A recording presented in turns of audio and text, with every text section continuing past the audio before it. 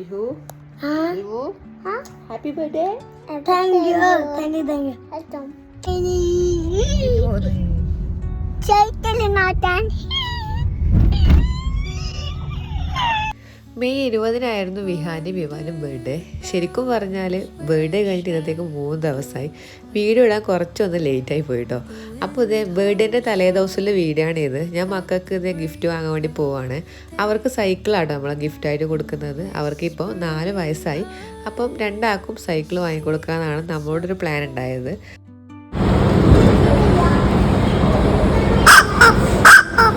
നമ്മൾ അധിക സൺഡേസിൽ നമ്മൾ വരുന്ന സാട്ടോ ഡക്കാത്തോണം. അപ്പോൾ ഞാൻ കുറേ വീഡിയോസൊക്കെ ഇട്ടിട്ടുണ്ട്, അതിനെക്കുറിച്ച് ഞാൻ കൂടുതലൊന്നും പറയുന്നില്ല കേട്ടോ.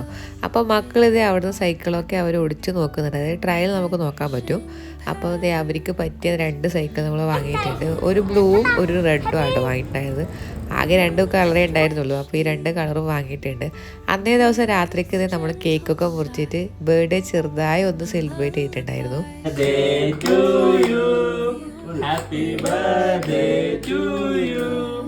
Happy birthday dear Vihan.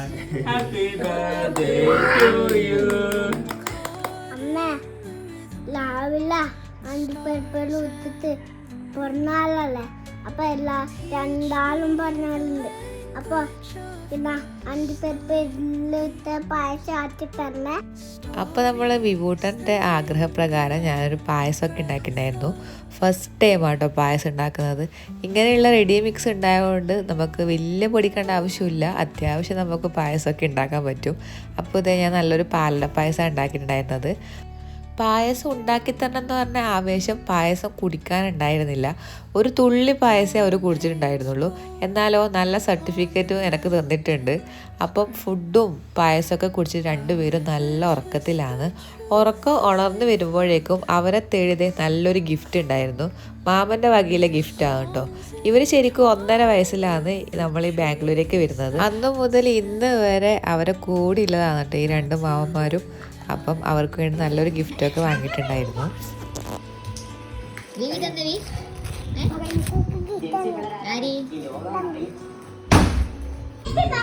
Happy birthday, baby.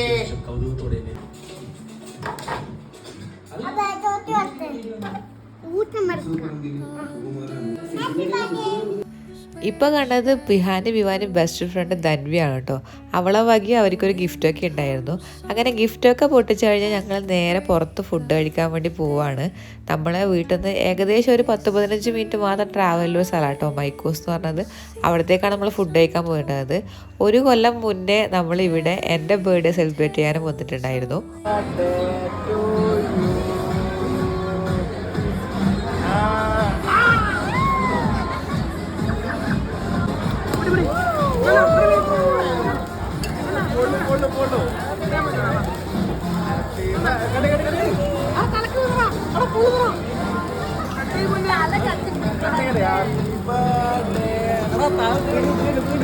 വീടടാ